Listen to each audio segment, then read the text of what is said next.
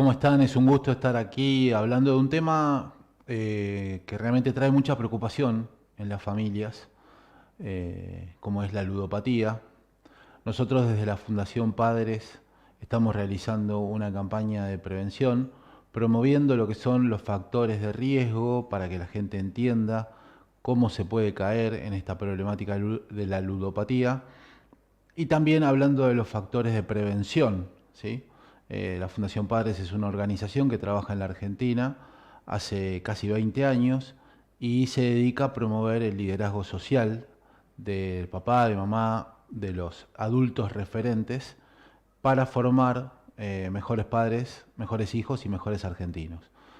Desde este lugar entendemos que además de los factores de riesgo y de los factores de prevención, existe el gran factor de protección, ¿m? Que es la familia. Y por eso hoy estamos aquí hablando de la ludopatía, diciendo que la ludopatía no es un juego, pero qué importante es recuperar el valor del juego. Vamos a pasar a la primera diapositiva para empezar a contar y comenzar por donde siempre me gusta empezar a mí cuando me toca dar una charla, cuando me toca dar una conferencia, que es definir, ¿no? Básicamente la ludopatía o el juego inmoderado es una enfermedad. Empecemos por el principio. Por eso decimos que la ludopatía no es un juego, es una enfermedad. Es una enfermedad que se caracteriza por un impulso incontrolable, ¿sí? Es decir, es algo que pone a la persona en serio riesgo, ¿no? Porque fundamentalmente el resultado de las acciones o de la conducta de esa persona es absolutamente desconocido. Eh, Tiene un agente traidor en su interior, la ludopatía, que es lo que se llama, o lo que hace que la denominen, la adicción invisible, ¿sí? Claro, la ludopatía no provoca daños físicos, sino que genera solamente lo que se llama una dependencia psicológica.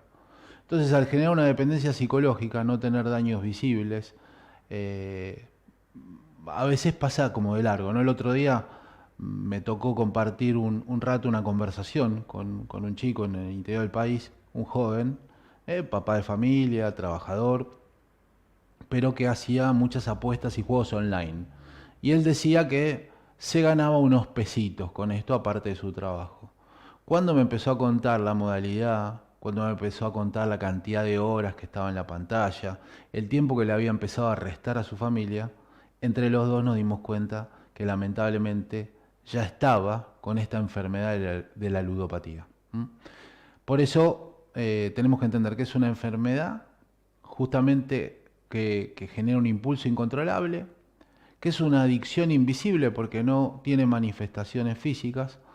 ¿Y cuándo se vuelve una adicción? ¿Sí? ¿Cuándo se vuelve una enfermedad adictiva?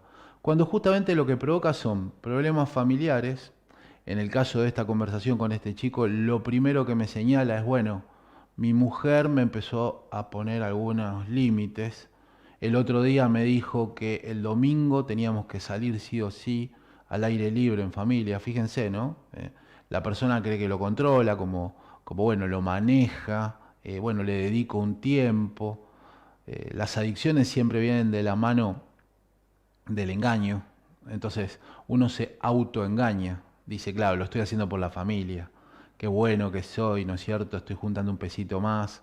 Y en realidad lo que está pasando es que en esa característica invisible de ese veneno emocional que nos vamos introduciendo en un juego inmoderado y descontrolado, vamos teniendo problemas con la familia, tenemos problemas emocionales, pero estos problemas emocionales y con la familia después se transforman en problemas legales, en problemas financieros, ¿sí? Y claro, es cuando la persona, a pesar de todo este marco negativo, sigue apostando igual, ¿no? Sigue jugando igual y este juego inmoderado que lo llena de problemas no se puede controlar. Y ahí estamos en una adicción. Pasamos a la siguiente, así ampliamos un poquito más este conocimiento. Decíamos que el juego inmoderado o ludopatía está dentro de lo que se llaman las adicciones conductuales, ¿no? O comportamentales. ¿Por qué? Porque justamente son una manifestación de nuestra conducta. Ustedes saben que la definición de adicto tiene varias versiones. La más conocida o popular quizás es la del adictio, o el adictum, que tiene que ver con la raíz latina del dictio, del no decir o no comunicar, ¿sí? Entonces justamente lo que hace una adicción es una manifestación externa de un problema interno. Eso es cierto, pero yo me quiero quedar con la definición más tradicional o más, para mí, más propia, que es la del adicto, ¿no? El dicto, que viene del dictum romano, que quiere decir el dicto o el dictum era el esclavo, ¿no? Porque si hay algo que caracteriza a una adicción es la esclavitud, o sea, es la peor esclavitud, porque es la esclavitud de uno mismo, ¿no? Entonces, podemos señalar con toda contundencia que la ludopatía es una adicción en donde se generan conductas reiterativas, descontroladas e inmanejables. Pero estas conductas tienen una característica de placer, ¿no? Son conductas placenteras que pueden desarrollar un trastorno adictivo y después llevarnos a la adicción. Claro, lo voy a explicar. Ninguna adicción tiene carácter displacentero. Y esto parece una obviedad, pero no lo es. Toda adicción a sustancias, a deportes, a tecnoadicciones, o en este caso al juego, siempre viene de la mano de una sensación placentera. Si ustedes vieron alguna vez a alguien, qué sé yo, por ejemplo, alguien que sea adicto a la cocaína, ¿no es cierto? Recibe desde la sustancia un placer. Luego se le generan un montón de daños asociados a su salud, a sus emociones, etcétera. Bueno, pero la sensación que produce la cocaína es placentera. ¿Ustedes vieron a alguien, por ejemplo, alguna vez que agarra una bolsa de arena, esté jalando arena? Obviamente no va a suceder. ¿Entienden? Nadie jala tierra. O sea, uno puede ser adicto, pero no es estúpido, ¿no? Entonces, la adicción siempre tiene una raíz o un carácter placentero. El punto está que en este caso particular de la ludopatía no se manifiesta. Si uno, por ejemplo, toma una sustancia, el alcohol, supongamos, y se pasa de copas, está lleno de manifestaciones. Primero empieza a reírse, se hace el gracioso, se desinhibe, empieza a tener conductas sociales descontroladas, después se entristece, viene la parte triste, llora, y después viene el adormecimiento, uno entra en un estado de somnolencia, y si la intoxicación es muy alta, se transforma hasta en el coma alcohólico, ¿no es cierto?, en la manifestación física de la intoxicación. Entonces, la adicción a sustancias u otras adicciones normalmente tienen una manifestación física. La ludopatía no. Uno puede tener una conducta social impecable, intachable, incluso hasta cumplir con su trabajo, etcétera, pero tiene el veneno invisible. Recuerden esto. Y saquémonos esta idea falsa o errónea de creer que, bueno, que que no hay placer en la adicción. Todo lo contrario, es una situación sumamente placentera. Lo que pasa es que cuando se transforma en enfermedad, ya el placer es reemplazado por esa adrenalina y esa dependencia emocional, psicológica y física que genera la adicción, ¿sí? ¿Seguimos? Entonces, la primera idea, la primera propuesta de este webinar, de este rato compartido con ustedes, es que entren en este sitio, que se llama programajuegoresponsable.com.ar, ¿sí? Es importante porque el juego responsable consiste en una elección racional y responsable de las opciones de juego.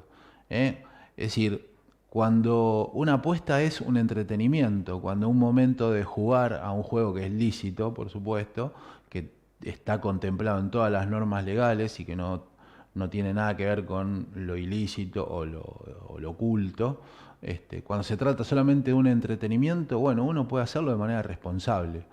Lo mismo con una sustancia, lo mismo con el trabajo, lo mismo con una pantalla, lo mismo con el celular. El celular lo puede usar para comunicarse. Ahora, si yo estoy todo el día enganchado con el celular, tengo una tecnoadicción. Entonces, no es un problema del celular, sino es un problema emocional, psicológico mío, ¿sí? Lo mismo sucede con el juego. El juego hecho de manera responsable puede generar un entretenimiento, ¿sí? Es una decisión que uno tiene que tomar con el único objeto de entretenerse y en el cual el valor de lo que apuesta nunca debe superar la capacidad de respuesta de la persona, ¿no es cierto? O sea, si yo apuesto más dinero del que tengo, ya estoy en un problema. Entonces, siendo mayor de edad, cumpliendo con todas las normativas de la ley, uno puede jugar de manera entretenida, recreativa y hacerlo de manera responsable, de manera medida, con un tiempo controlado, sin tratar de suplantar o reemplazar problemas de otro tipo, ¿sí? Por eso es muy importante, y pasamos a la siguiente, entender que, ojo, yo puedo jugar de manera responsable, puedo tener digamos, un momento de entretenimiento a través de participar de juegos de azar, pero hay que tener mucho cuidado porque si me acompañan factores de riesgo, es muy probable que estos me lleven a la adicción, ¿sí? Digamos, los factores de riesgo son aquellos elementos individuales, familiares o sociales que pueden generar en mí una predisposición a entrar en la adicción, ¿sí? Son numerosos, ¿sí? Simplemente señalar algunos a los efectos de entender, por ejemplo, algunos factores de riesgo individuales tienen que ver con la falta de seguridad, con una personalidad desajustada, desordenada. Yo soy una persona desordenada con el dinero, desordenada con la comida, desordenada, y bueno, voy a ser desordenado en el juego. Es decir, es muy extraño que una persona que no tiene límites de ningún tipo y que tiene una personalidad desordenada sea ordenado a la hora de apostar, ¿no? Entonces ya tiene un factor de riesgo individual. Digamos, tener una ideología permisiva, por ejemplo, bueno, está todo bien, lo permito, no pasa nada. Bueno, hay un montón de factores individuales que están señalados aquí, que ustedes los pueden ver, pero a mí me gustaría por ahí hacer hincapié en esto de la personalidad desordenada y la inseguridad, ¿no? Después hay un montón, y hay inmadurez también. Hay mucha gente que empieza apostando, empieza jugando de manera absolutamente irresponsable, ¿no? Inmadura, con falta de criterio de lo que está haciendo. Una actitud de inmadurez, por ejemplo, en un inicio de una apuesta es arriesgar un dinero que uno no tiene, ¿no? Si no tiene la adicción. Vamos a salir del problema. Si uno es medio infantil o inmaduro y va y apuesta porque cree que se va a salvar y apuesta un dinero que no tiene, ya está mostrando una personalidad que es un alto factor de riesgo individual, ¿sí?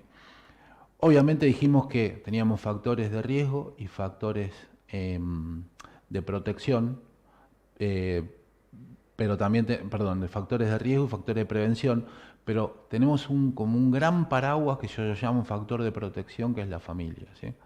Ahora, la familia también puede ser un factor de riesgo.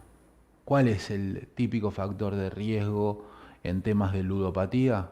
Y que haya una historia en la familia de adicciones. Padres jugadores, madres jugadoras, abuelos, ¿no es cierto? Hay una línea histórica en la familia de juego instalado y eso realmente es un factor de riesgo muy alto, ¿no? El abandono o descuido de sus padres a los hijos, la desintegración de la familia, ¿no es cierto?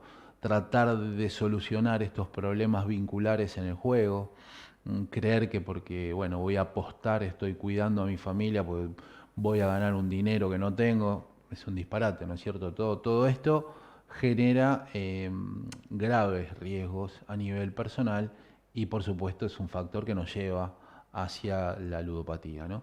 Y después están los factores sociales, ¿no? Que tienen que ver con, básicamente podemos reducirlo en no es tener desarrolladas lo que se llaman las habilidades sociales mínimas, ¿no?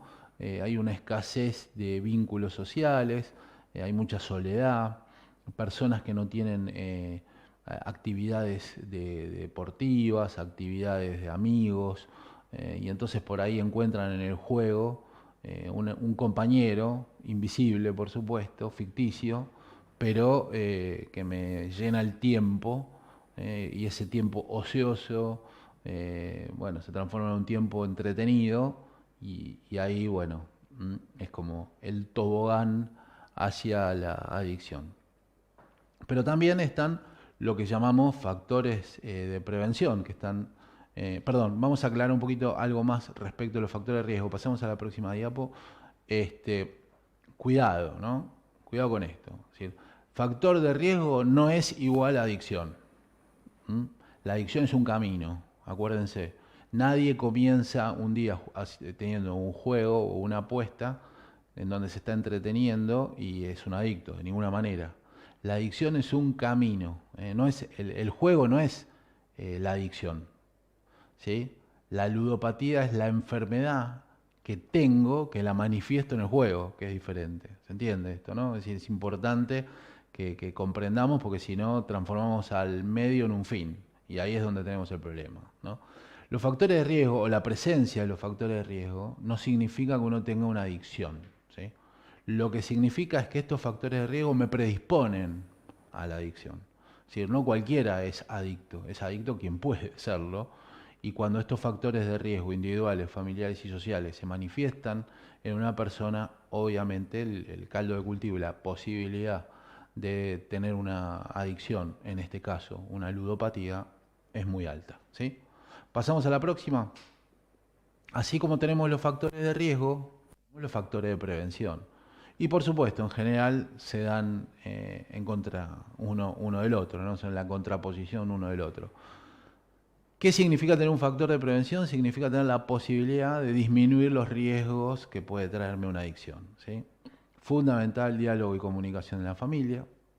Establecimiento de límites. Acuérdense que del desorden. ¿De dónde viene el desorden? ¿Sí? El desorden viene de la falta de límites.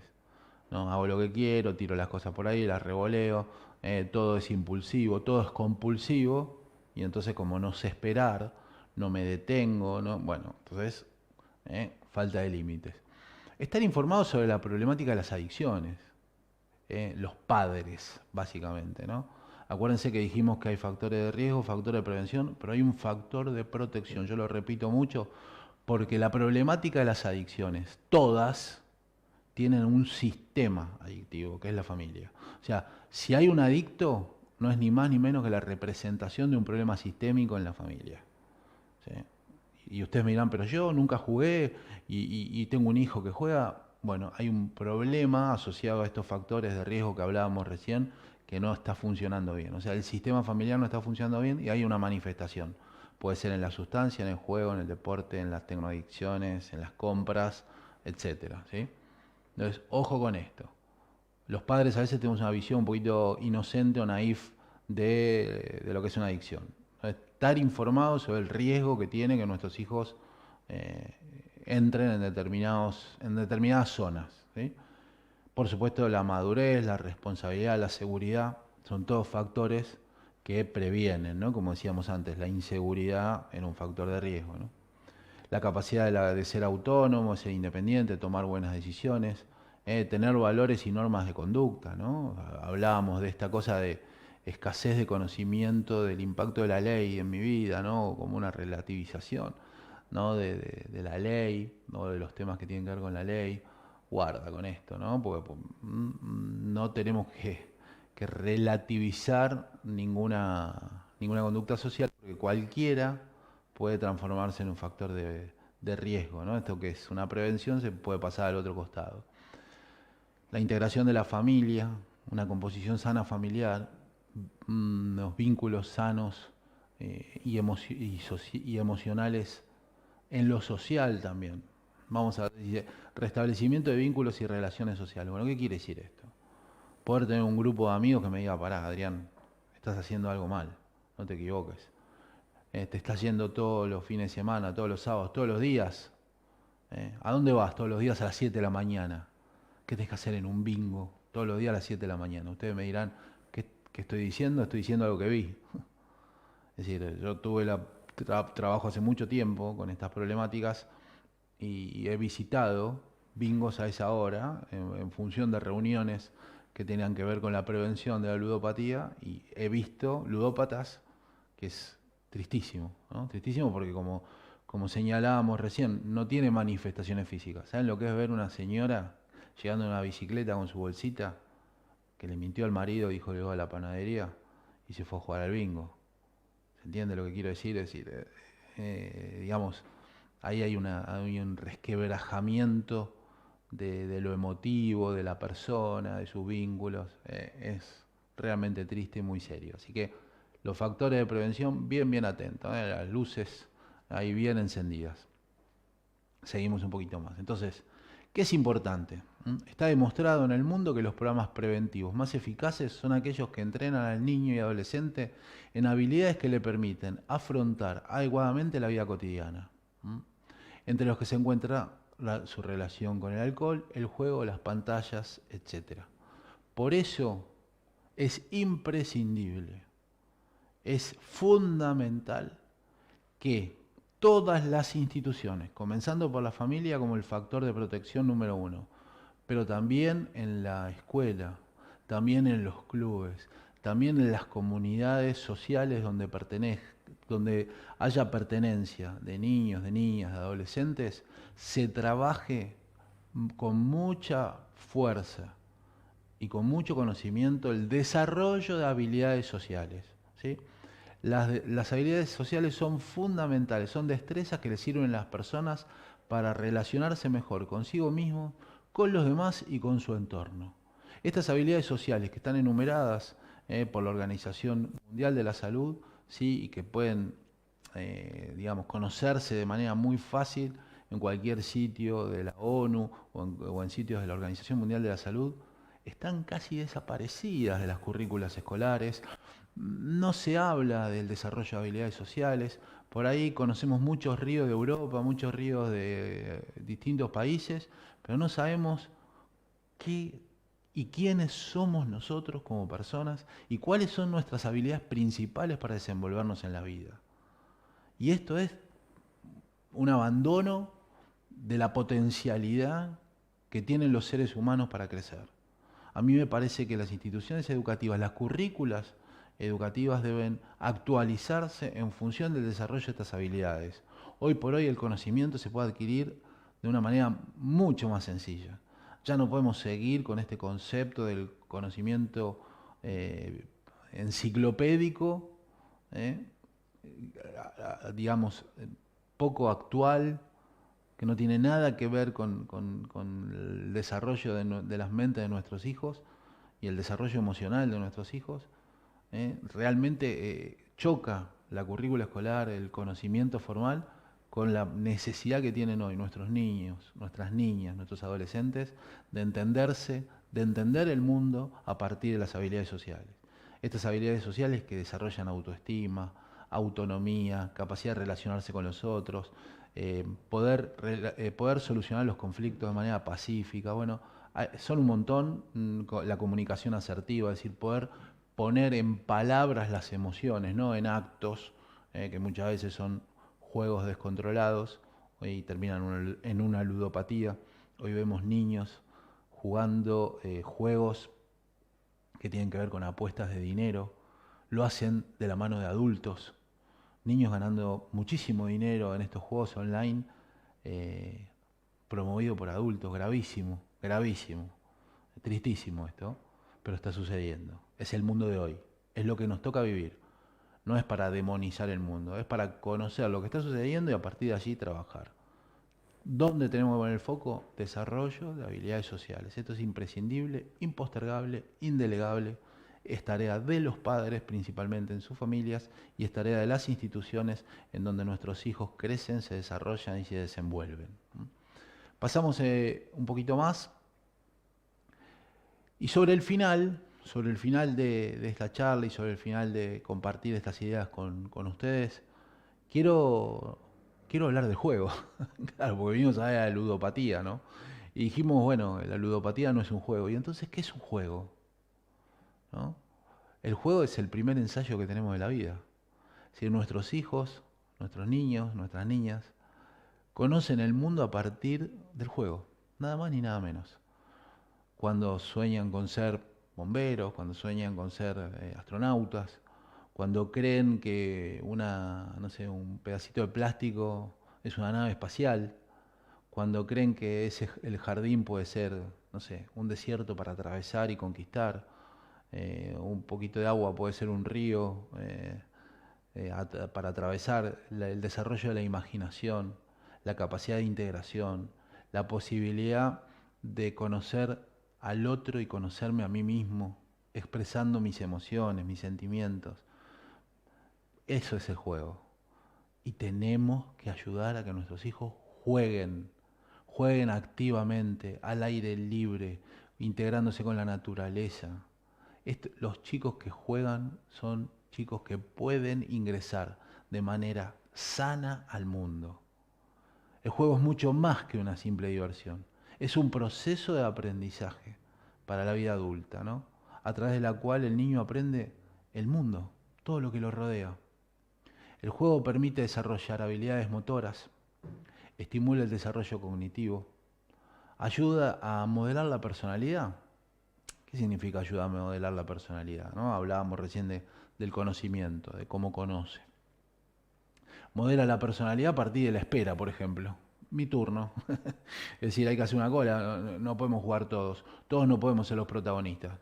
Alguno puede ser el principal, otro de reparto, ¿viste? Bueno, humildad. Me toca el lugar que me toca.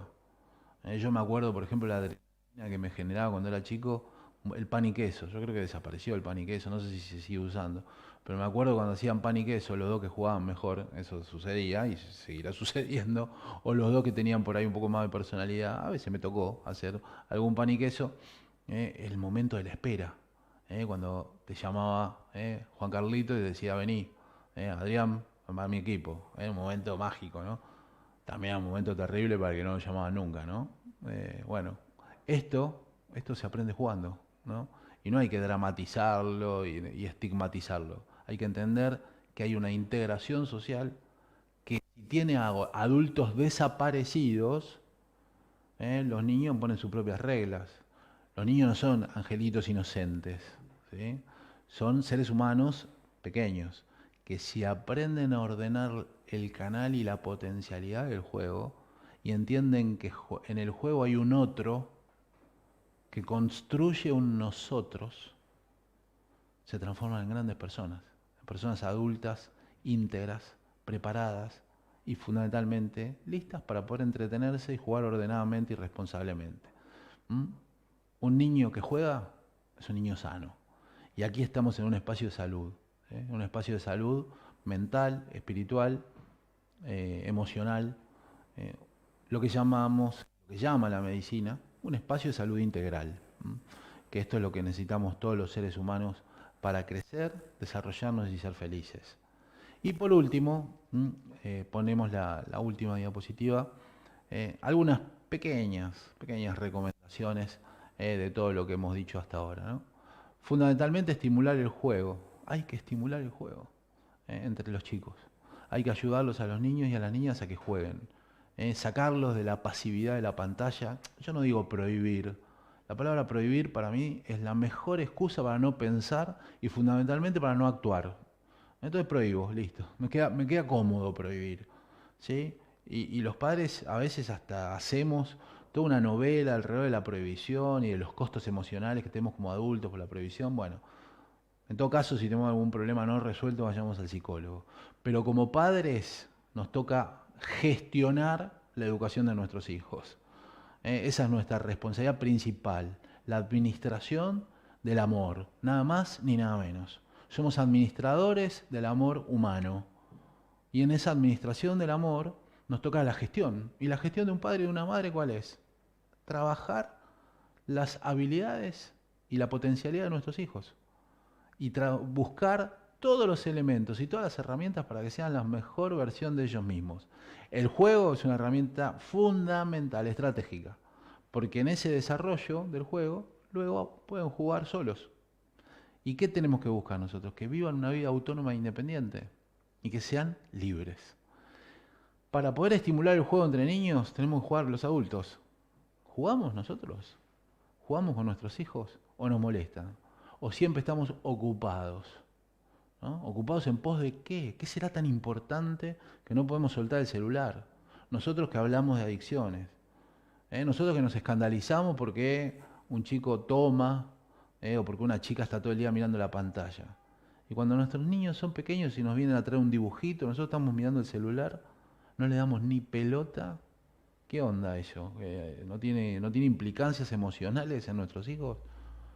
Bueno, hay que apagar el celular, apartarlo, sentarnos con nuestros hijos y dedicar un tiempo a mirar sus dibujos, a escuchar sus inquietudes, a ver qué sueños están pasando por su interior y por supuesto a llevarlo de la mano al mundo del juego. ¿Eh? Siempre desde el desarrollo de hábitos, orden y moderación. ¿Sí? Moderación en las comidas, moderación en el tiempo de juego, moderación en el tiempo de estudio, moderación en el tiempo del deporte.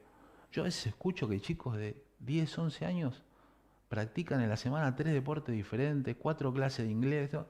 Están estresados a los 12. Es una locura.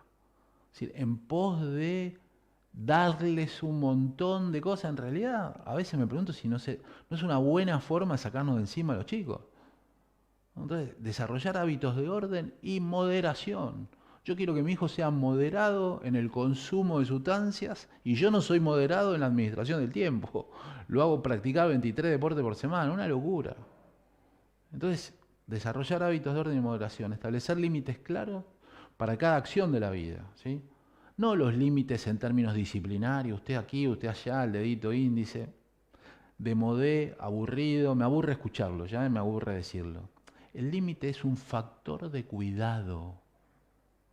Si yo te digo que no es porque te amo y porque quiero decirte mucho sí. Es decir, me parece que tenemos mucha facilidad al no y poca creatividad para el sí. Cuando decimos un no, tiene que venir un sí de la mano. No quiero que estés tanto tiempo en la pantalla porque me gustaría que juegues más en el jardín.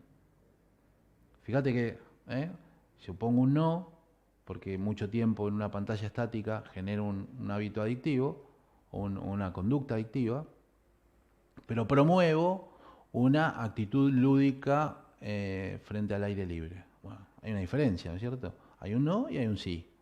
Bueno, establecer límites implica esto.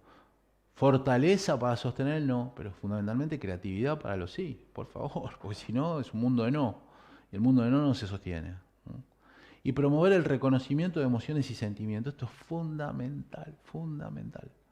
Es decir, cómo nos cuesta el abrazo, cómo nos cuesta el beso, cómo nos cuesta decir lo que sentimos, no tener miedo. Nos encanta una poesía de decirla, ¿no? ¿Por qué todos nuestros hijos tienen que ser buenos jugadores de fútbol? ¿Dónde salió eso? Por ahí uno de nuestros hijos no le interesa, no tiene el menor interés por jugar al fútbol y le encanta la pintura, qué sé yo. ¿No? Ah, no, bueno, no, pero bueno, mientras haces unos dibujitos anda al club. ¿Qué es esto? ¿No? Es decir, ¿cómo hemos perdido el sentido común? Si nosotros queremos niños que puedan reconocer su mejor versión, si queremos niños y niñas que puedan reconocer su autenticidad como personas, necesitamos ayudarlos a que expresen sus emociones y sentimientos para ser la mejor versión de ellos mismos, no el clon de lo que me impone la sociedad de consumo, o de lo que está de moda o lo que socialmente está bien visto. Valores, promoción de hábitos, orden, moderación, comunicación asertiva, descubrimiento de las emociones, ponerlas a flor de piel, cantar, bailar, disfrutar de la naturaleza. Está lleno de herramientas que permiten personas dueñas de sí mismos. Y una persona que se educa en un ámbito de protección, que promueve factores de prevención y que baja los factores de riesgo, es una persona que nunca va a caer en una ludopatía. Así que la buena noticia de este webinar, y con él voy cerrando y agradecerle muchísimo la confianza de tantos años al Laboratorio Hidalgo, que me ha invitado nuevamente y que ha invitado a la Fundación Padres a poder compartir con ustedes este espacio de mutuo conocimiento.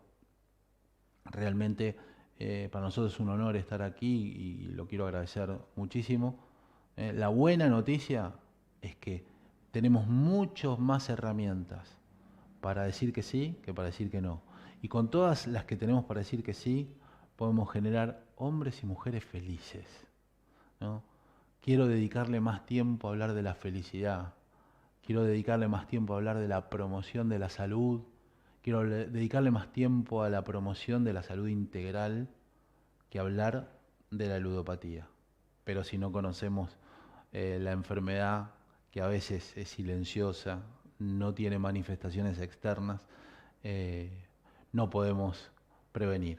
Así que en un espacio de salud y de prevención, nada mejor que hablar de la ludopatía desde un lugar positivo y promoviendo el factor número uno de protección, que es la familia, y todos los factores de prevención que hemos nombrado en este espacio.